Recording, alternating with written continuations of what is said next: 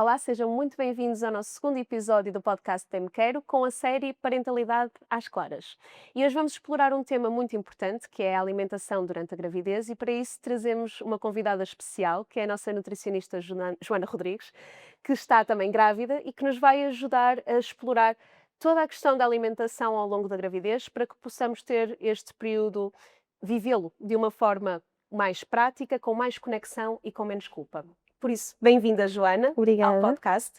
Então, nós no primeiro episódio, nós falamos muito sobre o medo e a Uhum. ansiedade na gravidez. E acho que uma das coisas que eu, pelo menos, mais vivi no início da gravidez foi a ansiedade relativamente à comida. Não é? Que é o que é que eu posso comer, o que é que eu não posso Certo, comer. Depois há sempre a malta que nos diz eu comi tudo e ele nasceu bem. E depois exatamente. há pessoas que são demasiado restritivas, de que nos dizem mas vais comer isso? E esta culpa e este medo associado à gravidez. O que é que daqui, na tua experiência também, enquanto nutricionista, enquanto grávida, como é que tu estás a passar esta fase?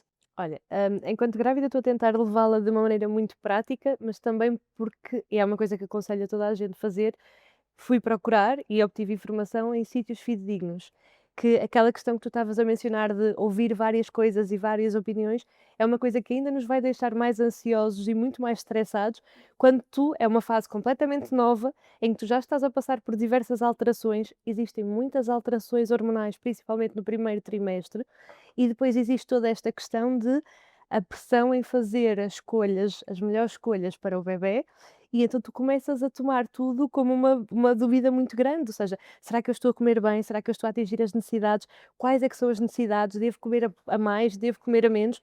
Então acho que uma coisa mesmo muito importante é procurar um acompanhamento desde o início. E as consultas de nutrição, por exemplo, numa gravidez são uma coisa muito simples, só tens de ter 3 no fundo, ou seja, é acompanhar cada fase de acordo com as necessidades específicas de cada fase, que no fundo o primeiro trimestre está tudo ok, não tens que fazer nada, já deves ter uma alimentação equilibrada. No segundo, és obrigada, no fundo, a aumentar as tuas necessidades energéticas, porque tens um bebé com maior desenvolvimento e que está a precisar de mais. E depois a terceira fase, que essa sim, ainda tens mesmo que comer bastante mais para acompanhar aqui o crescimento do bebé, a formação da a parte final da placenta, toda esta questão e mesmo a preparação para a amamentação que acontece no último trimestre, tem umas necessidades energéticas aqui bastante grandes. Mas esta questão toda do desconhecimento faz-nos mesmo ficar bastante inseguros e nós vamos muitas vezes procurar informações a sítios não fidedignos. Vamos à internet, mesmo por exemplo esta questão da toxoplasmose, que é um tema que nos assusta bastante no início, não é? Será que sou imune? Será que não sou imune? E que alimentos é que eu devo comer ou que tenho que cortar? Vou cortar todos os legumes e vegetais da minha alimentação, mas por outro lado nós ouvimos o bebé deve estar exposto a legumes e verduras e uma diversidade alimentar muito grande, desde a fase da concepção até ao final, para depois aceitar todos estes alimentos após o nascimento. E então nós ficamos aqui no meio. Então, mas o que é que eu faço? Não é? Devo retirar estes alimentos? Devo incluí-los? Como é que os vou incluir? Então tudo isto causa aqui uma ansiedade mesmo muito grande. Devemos mesmo procurar profissionais para nos tentar acalmar neste sentido e nos tentar informar, até porque a desinformação que está aqui associada, que vem de pessoas que tiveram gravidezes no passado, por exemplo, antigamente não havia a questão do sushi, como agora é muito difundida e muito normal, e as pessoas têm um medo gigantesco do sushi e erradamente dizem: "Ah não, se não fores imune à toxoplasmose, não podes comer sushi". E podes, não tem nada a ver com a toxoplasmose, tem a ver com outras bactérias que estão presentes num peixe cru, por exemplo, a salmonela, a listeria. Mas tu ouves estas coisas todas e ficas mesmo muito assustada. E como o principal foco é tomar cada decisão perfeita para o bebé naquele momento, a alimentação é um tema mesmo muito, muito sensível aqui. O meu conselho principal é mesmo, nós devemos comer as coisas com qualidade, ou seja, qualidade nutricional, que era o que nós deveríamos fazer também se não estivéssemos grávidas. Ou seja, a base não deve alterar assim tanto, não devemos ver a gravidez como uma questão de agora eu tenho que comer tudo perfeito e fazer as escolhas todas perfeitas, quando ninguém é perfeito, nem somos perfeitos na questão da alimentação. Ou seja, se nós pré-conceição tínhamos dias em que íamos jantar fora, dias em que bebíamos um copo de álcool, dias em que íamos comer fast food, Isto também vai acontecer, não a parte do álcool, não é? Mas os outros dias em que eu vou ter coisas que fogem à regra e vou comer alimentações, se calhar, não tão recomendadas para o bebé, isto não podemos pôr as coisas neste prisma tão balizado, tão fechado, não é? Ou seja, vão ser refeições pontuais, vão ser coisas pontuais que vão acontecendo, desde que isso não passe a ser uma regra, não é? Durante toda a gravidez, está tudo ok. E acho mesmo muito importante tentarmos normalizar esta questão de estas coisas vão acontecer, é super normal, não estamos aqui a fazer nenhum erro gravíssimo a nível da alimentação para prejudicar o bebé, não de todo, mas ter esta consciência de, opá, se eu fizer uma alimentação equilibrada e tiver estes momentos aqui extra, está tudo ok, porque era uma coisa que eu também teria anteriormente, então não deveria haver aqui esta pressão tão grande posta nas grávidas, que já estamos a passar por imensas pressões nesta fase inicial. Sim, e tu disseste aqui, antes de passarmos depois também à componente também mais de gestão emocional e de fome, tinhas dito uma coisa que é importante nós esclarecermos um bocadinho mais, que é, no primeiro trimestre, se calhar as necessidades metabólicas não Uhum. alteram e depois alteram um bocadinho para aumentam, não é? Sim, sim, No sim. segundo e no terceiro, mas isso quer dizer que estamos a comer por 2 porque isto é uma das coisas que mais se diz, não é? Sim, eu acho que há uma banalização muito grande desta questão do comer por 2. Fisiologicamente falando, é obrigatório sim aumentar as necessidades energéticas, entre cerca de 250 a 300 calorias no segundo trimestre, e isto pode até ir às 400, 500 no terceiro trimestre. No fundo, cada trimestre tem necessidades mais aumentadas, os primeiros 3 super normal, um bocadinho mais no segundo trimestre e um ligeiramente mais superior este aumento no terceiro trimestre. Mas isto não quer dizer que as necessidades dupliquem, ou seja, não temos mesmo que comer por 2. Nós da nutrição dizemos uma coisa muito gira nas consultas que é: tu não tens que comer por 2, mas tens que comer bem para 2. Ou seja, nós temos sim que priorizar uma alimentação mais equilibrada, aumentar sim as necessidades energéticas e ter aqui a questão das vitaminas e da exposição, até porque a nível académico estuda-se muito a questão de quanto mais sabores e variedade de coisas tu experimentares durante a tua gravidez, uma vez que isto é tudo influenciado através da placenta, maior vai ser a aceitação do bebé a esses sabores depois, quando tentares fazer a introdução alimentar.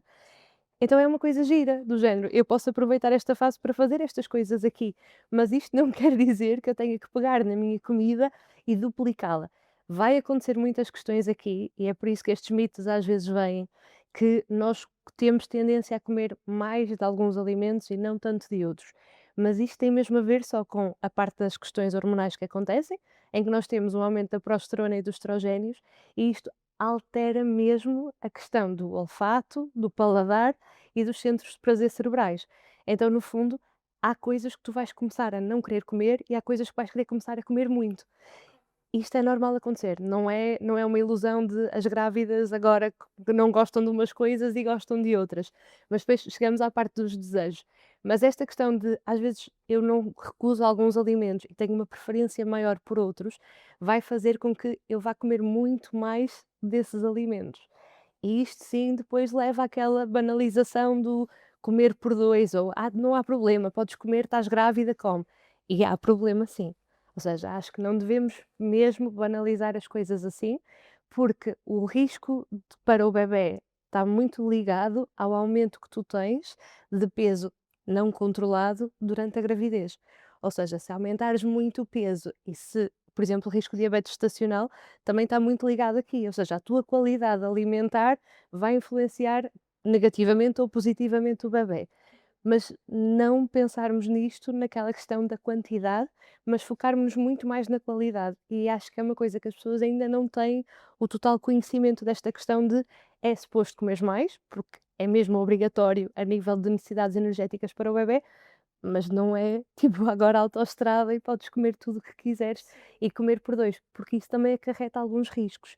E ter esta consciência deste equilíbrio de é suposto eu comer mais, mas também, ok, não posso comer muito mais do que isto, porque há riscos associados. Ter esta consciência do equilíbrio acho que é super, super importante. Sim, nós estávamos a falar há um bocadinho, eu estava a falar aqui com a Joana Paixão, psicóloga, que sobre essa questão de, por exemplo, eu agora Estava-lhe a contar um episódio que eu ontem vi uma pessoa comer batatas fritas e tive que comer batatas fritas. Pronto, apetecia batatas fritas, tive que comer batatas fritas. E a Joana, e se calhar isto era uma coisa interessante nós explorarmos agora, estava a falar um bocadinho sobre, ok, mas era uma necessidade ou era um desejo? Porque aquilo que tu estás a dizer são necessidades, não é? Ou seja, Acho que acontecem as 2 coisas. As necessidades fisiologicamente conseguem ser explicadas por vários motivos. Ou por esta questão que eu falei, da alteração do prazer e tipo, apetecer-te uns sabores específicos e uma aversão um bocadinho pelos outros sabores, mas regra geral não está estudado que te apeteçam alimentos específicos. Ou seja, eu não me apetece batatas fritas, apetece-me salgado, crocante, apetece-me aquela questão ali. E depois tu associas isso à parte das batatas fritas. O que está comprovado, sim, é que tu tens, dependendo se estejas a passar por fases de algumas deficiências nutricionais, tu tens sim vontades específicas. Imagina, apetece-te muito na gravidez começar a comer leite, derivados, queijos, e isto pode indicar que estás com uma deficiência de cálcio. Ou, por exemplo, apetece-me do nada começar a comer muito carnes vermelhas. Está mais associado à deficiência do ferro, por exemplo. E também esta parte aqui são sistemas de proteção do corpo, no fundo, e alertas, aquela questão de ouvirmos o nosso corpo, ele vai nos dizendo o que é que ele está a precisar em cada uma das fases. Mas a questão dos alimentos específicos, aqui esta parte, a Joana depois explica melhor esta parte do que eu, é mesmo muito engraçada porque tu associas isto a sabores preferidos e a sabores não tão desejados, mas depois tens toda a tua parte emocional que dentro destes patamares, do doce e do salgado, tem alimentos preferidos. Ou seja, o salgado, tu foste buscar as batatas fritas, se calhar a mim se me apetecesse doce, eu ia escolher dentro do doce os alimentos do doce que eu mais quero. E então esta parte aqui já tem mais uma componente emocional do que é que tu vais buscar dentro de cada um, devido à tua sensação do conforto, ser aquela comida que te representa qualquer coisa, que tu queres muito, do que propriamente um desejo por batatas fritas, que é uma coisa real, propriamente real. e se calhar aqui passo para ti, Joana, para quem está só a ouvir, para a Joana psicóloga, não é? Que é tentarmos perceber esta componente da fome emocional ao longo da gravidez e como lidar, como aceitar aquilo que nós também falamos muito, que é aceitar que queremos, que temos vontade e às vezes uma indulgência, como a Joana estava a dizer, também não é um problema num estilo de vida equilibrado. Sim, eu acho que nós temos que ter aqui um bocadinho de cuidado quando falamos, exato, a Joana explicou na perfeição estas diferenças entre necessidade, não é, fisiológica e depois aquela necessidade emocional. E quando nós falamos da necessidade emocional, usamos ou da necessidade emocional e associamos à fome, falamos da fome emocional, que no fundo está relacionada com usar, não é, aqui o ato de comer para autorregulação, ou seja, na presença de emoções mais desagradáveis, como a ansiedade, o stress, a própria culpa, a solidão, a tristeza, aqui o ato de comer e comer determinados, não é? Determinados alimentos ajuda a regular o sistema emocional e, no fundo, a trazer aqui mais a sensação de calma, ok? Talvez, e aqui é engraçado, a fome emocional também pode aparecer, não é?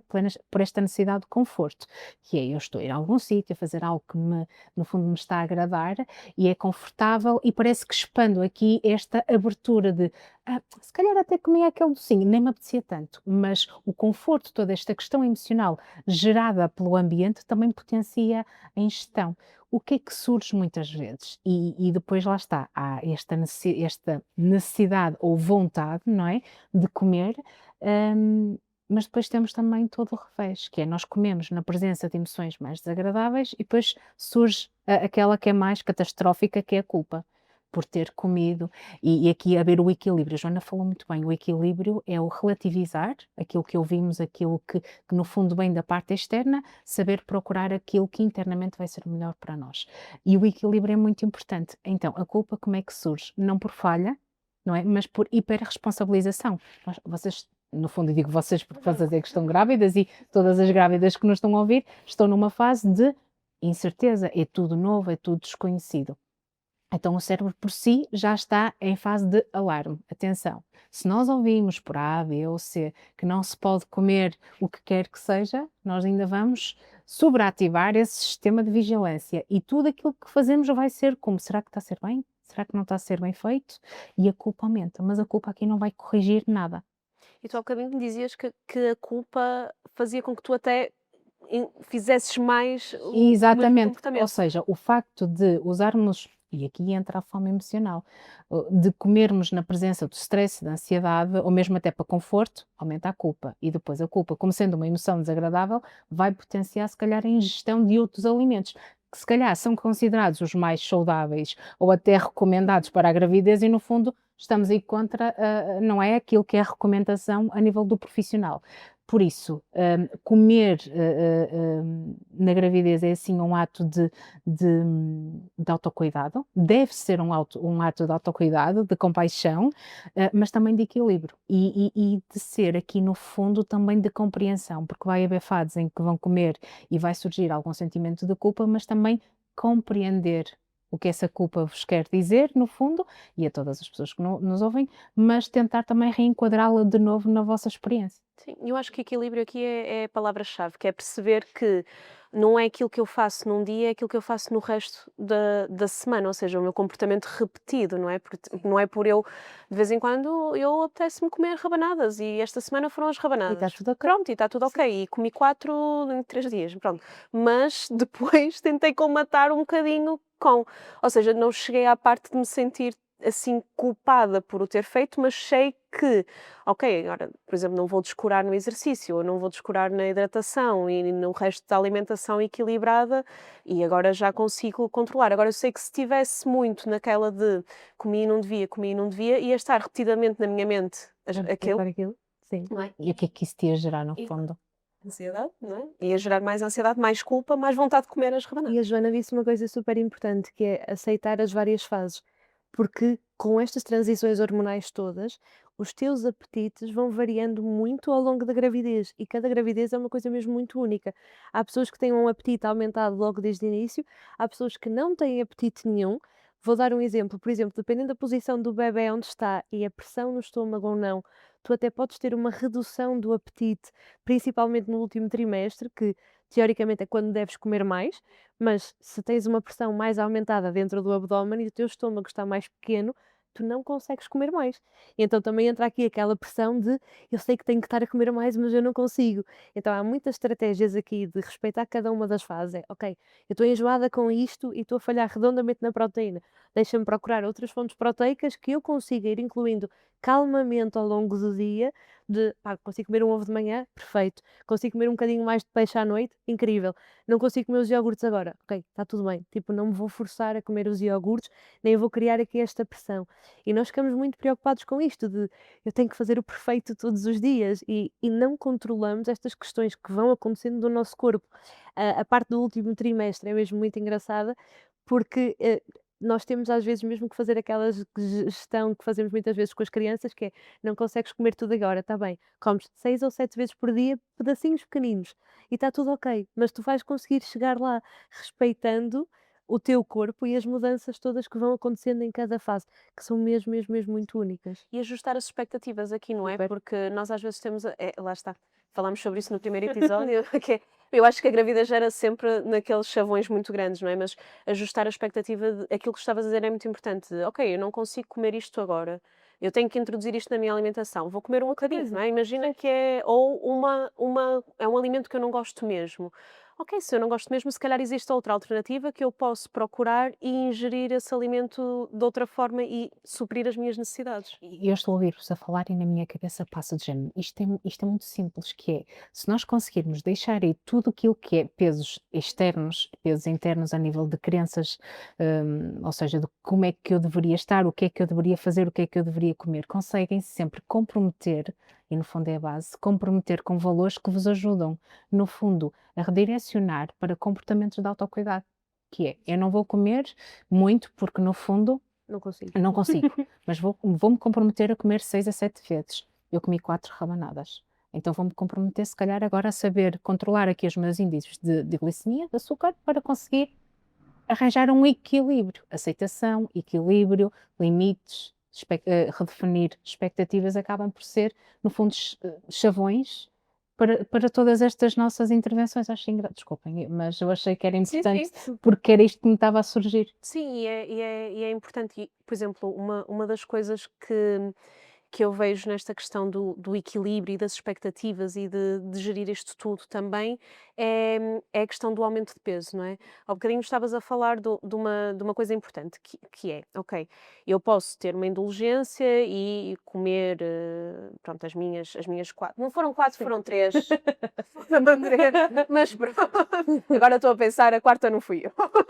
Mas eu posso comer, mas eu tenho que ter noção também do risco, aquilo que estavas a dizer, não é? De depois o meu resto do estilo de vida ser equilibrado, porque existem coisas como hipertensão, como diabetes gestacional, que nós vamos ter que ir tentando controlar ao longo da gravidez. E depois a questão do peso, que é importante, mas é importante que haver, não é, Joana? Sim, Portanto, acho que isto do peso é dos temas mais sensíveis e que também gera aqui uma pressão muito grande nas mães por comparação. E eu vejo mesmo muito isto nas consultas, que ouve-se muito de, eu na minha gravidez engordei 20 quilos, eu só engordei 10. Eu que estou do lado de fora, penso, então, mas o que é normal? Pá, engordar 20, ela pareceu que falou a dizer que era muito. E a outra dos 10, pareceu que foi tipo ok, e depois recuperou logo muito rápido no pós-parto. E nós ficamos aqui sem perceber, então, mas qual é o peso recomendado? E ouvimos isto, na teoria, que tu deves ganhar entre 9 a 12 quilos e que está muito errado. Porque, no fundo, o teu peso que tu deves ganhar numa gravidez depende de muitos fatores, mesmo, mesmo, mesmo muitos, e deve ser sempre ajustado ao teu peso pré. Ou seja, se tu eras uma pessoa com baixo peso, é expectável, por exemplo, aumentares até 18 quilos numa gestação, porque tens que suprir as tuas necessidades mais as do bebê. Se eras uma pessoa de peso norma ponderal, ok, podes ir até aos 15 quilos. Se eras uma pessoa, por exemplo, com excesso de peso, é normal aumentar só 5 ou aumentar só 9, porque o teu corpo já tinha umas reservas maiores ali para o bebê. E está tudo ok, mas nós agarramos e metemos as mulheres todas no mesmo saco e comparamos todas. Ou seja, a questão de os 9 é pouco, eu só engordei 6 e tu ficas, mas isso se calhar nem é comida suficiente para o bebê ou nem é um peso representativo para o bebê. E aqui acho mesmo que temos que normalizar esta questão do peso de primeiro, não deveria ser um tema, ou seja, não nos devíamos comparar nesta questão de quanto é que tu já engordaste na tua gravidez? Do género, mas isto importa, não é? O que importa se calhar é se eu estou bem, se o bebé está bem, se as ecografias têm corrido bem, como é que eu me tenho sentido no processo todo. Estas perguntas são muito mais importantes e metem muito menos pressão em nós do que nos perguntarem quanto é que tu já engordaste. E eu já recebi essa pergunta, e ainda nem cheguei ao fim e já há muito esta conversa de quanto é que tu ganhaste.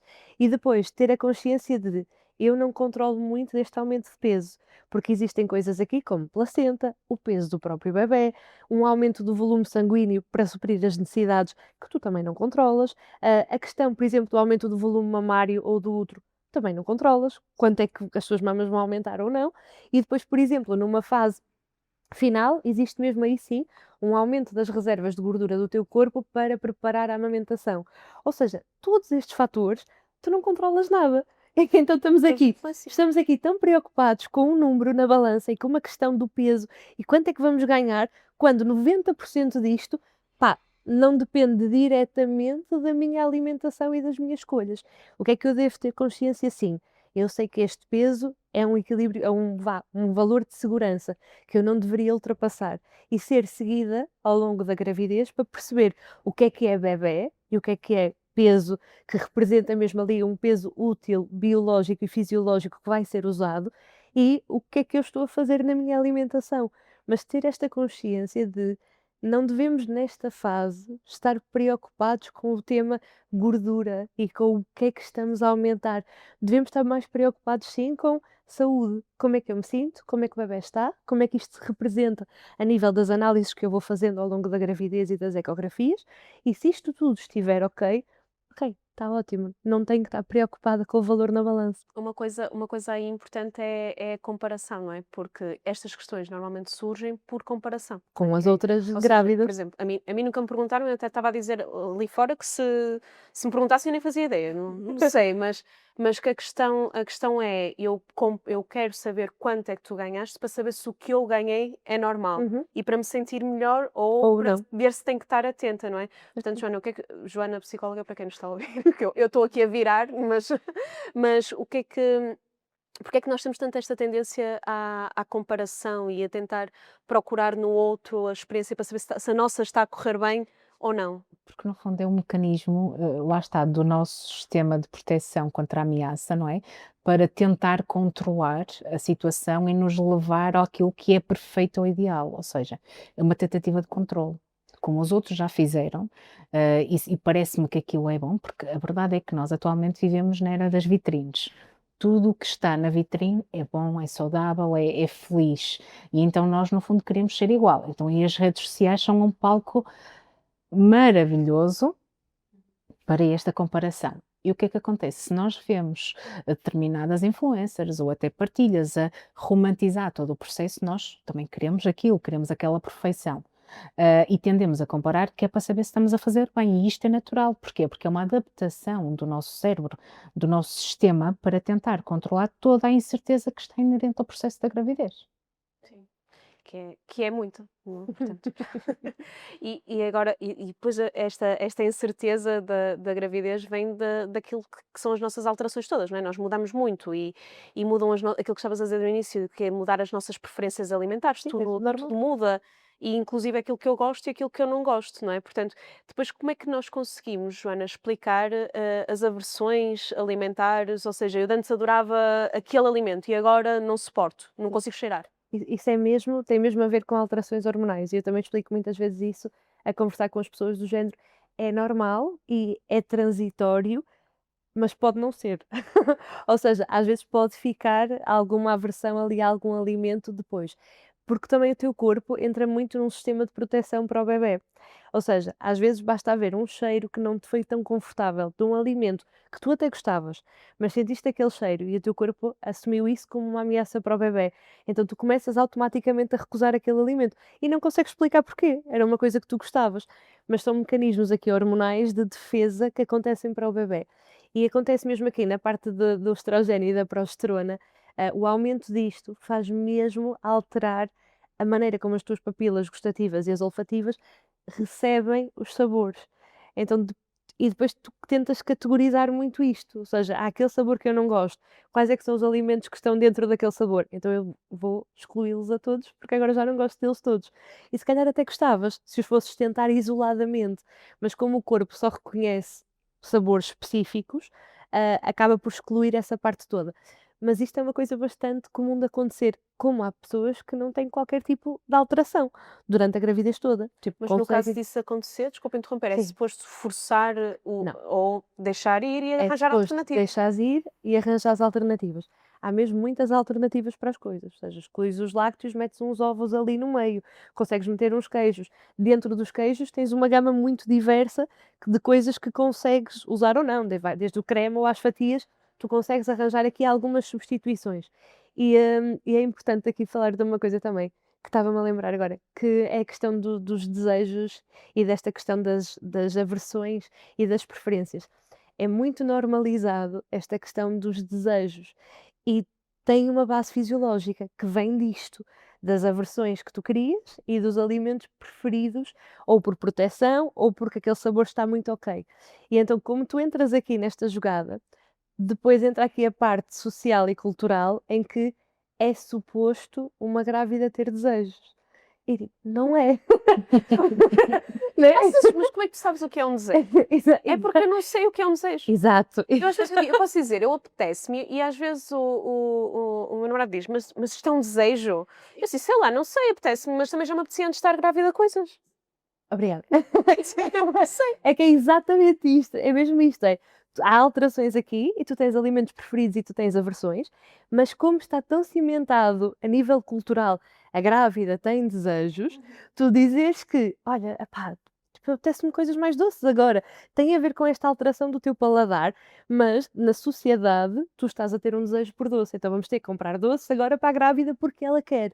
E depois também existe muito esta questão de como os doces os desejos são tão aceites, tão banalizados, e é a mesma coisa que tu achas que é suposto ter por comparação, que toda a gente tem, tu cresceste a ouvir falar dos desejos da grávida, e tu não os sentes, não é? Tu não tens um desejo por aquilo, mas como estás inserida num contexto e estás com o teu apetite alterado para determinados sabores, tu vais assumir que isso são desejos e achar que isso é um desejo, porque é uma coisa muito validada e muito aceite. Mas o que tu disseste agora está certíssimo, é toda a gente tem estes desejos ou vontades, quer estejas ou quer não estejas grávidas, por fome emocional, é isso, não é? Por fome emocional, por memórias que tu tens, por um cheiro que passas na rua e te lembra uma comida que tu querias. Toda a gente passa por isto. Simplesmente está mais normalizado nas grávidas. Mas esta questão do desejo é engraçado, aqui para a Joana Paz, porque o que eu sinto é que às vezes o desejo é colo. É colinho, Eu não é? eu Porque estava a acho que não pensar estás à vontade, não é? Ou seja, é quase um aconchego, não é? O desejo. sim, eu estava a pensar nas 2 vertentes, que é, vamos pensar, e isto é muito simples para quem está aqui connosco, que é, num dia muito estressante, às vezes chegamos ao final do dia e era: "Ai, apetecia-me tanto alguma coisa". Porquê? Porque isso vai nos ajudar, no fundo, a trazer conforto para aquele momento. Mas também os desejos é uma forma de criarmos aqui um estatuto de cuidado, não é? Aquela pessoa de o que é que te apetece comer? Vamos, não é? Vamos, vocês vão jantar, ou as grávidas que nos estão a ouvir, vão jantar, almoçar, lanchar à casa de alguém. O que é que te apetece? Não é o que perguntam? Eu faço isso com as minhas amigas. Eu própria digo: o que é que te apetece? No fundo, para cuidar, para agradar, porque no fundo estamos a tentar não só cuidar da grávida, mas também a tentar cuidar já indiretamente também do bebé. Então é uma forma de quem sente o desejo também procurar aqui um bocadinho de conforto no cuidado do outro e quem o dá, no fundo, também já de cuidar. Sim. Penso eu, não sei se sentem isso. É, Super, eu sim. sinto muito isso também, na minha experiência, que é quase um colinho que nos dão, Uhum. é aquilo que a Joana E disse. às vezes até tenho que inventar um desejo, porque é de género, não me apetece nada. Mas tens a certeza que não apetece nada? Pá, eu acho que não. Sim, já me aconteceu isso. A primeira vez que eu disse que me apetecia panqueque, ou o que é que era? Era um cupcake em casa, o Diogo teve que ir buscar. Eu assim, não, não vais, não me apetece assim Não é assim tanto. tanto. Não é assim tanto. Não, não, eu vou primeiro desejo, Nunca te tenho que ir. chegaram 10?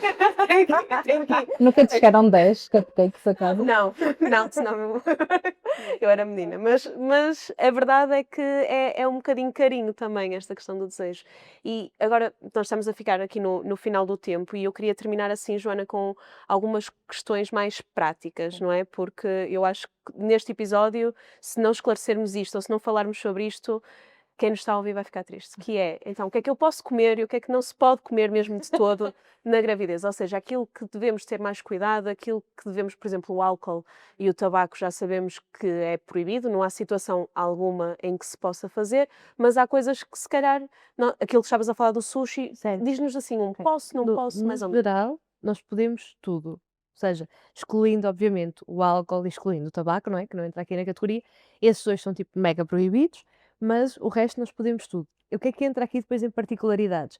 A cafeína, por exemplo, em que há um limite para isto, ou seja, o limite é 200 miligramas diárias de cafeína, sendo que isto inclui café, chá, chocolates, refrigerantes, tudo o que tiver aqui cafeína. Ou seja, não é só aquela questão de tenho que tirar o café ou posso beber um café, e há pessoas que retiram o café, mas bebem refrigerantes e comem o chocolate e bebem os chás. Ou seja, ter esta consciência aqui só da cafeína, ok? O que é que tem cafeína da minha alimentação e tentar não ultrapassar as Um 200 descafeinado miligramas. tem cafeína? O descafeinado não tem cafeína, mas, por exemplo, O chá verde, os chá chás preto, normalmente têm, sim. mas o de camomila não tem. Não. Ok, Ou então, seja, essa questão é só perceber o que é que tem cafeína e o que é que não tem da nossa alimentação. Por exemplo, os Red Bulls, bebidas energéticas, coisas assim do género, têm ali uma componente de cafeína e alguns chocolates também têm. Mas isso é uma coisa simples, ou seja, para atingirmos as 200 miligramas por dia, nós tínhamos que beber mais do que 3 cafés, 3 expressos. Ou seja, mas se for um café solúvel, nós conseguimos ver atrás que a percentagem de cafeína é muito reduzida. E se formos postos cafeinados também.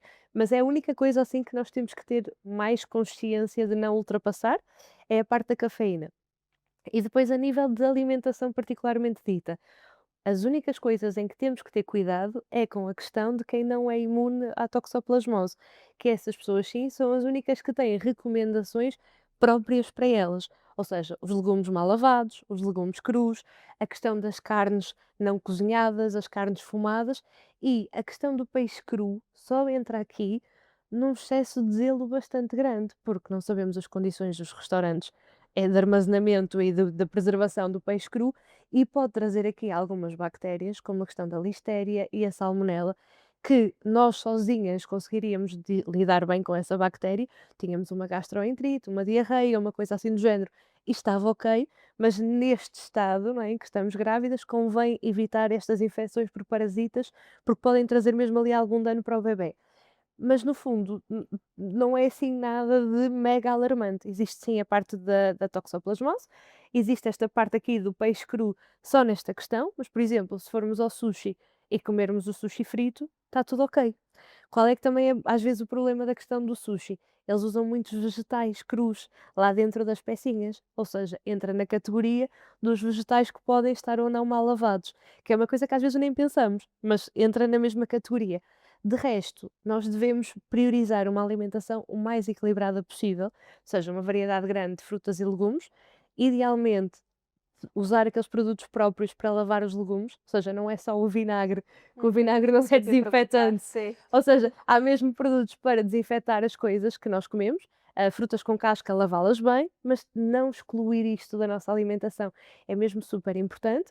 De resto, tentar ter uma alimentação na base mediterrânea, ou seja, o que nós já fazemos, comer carne, comer peixe, ir variar estas questões todas.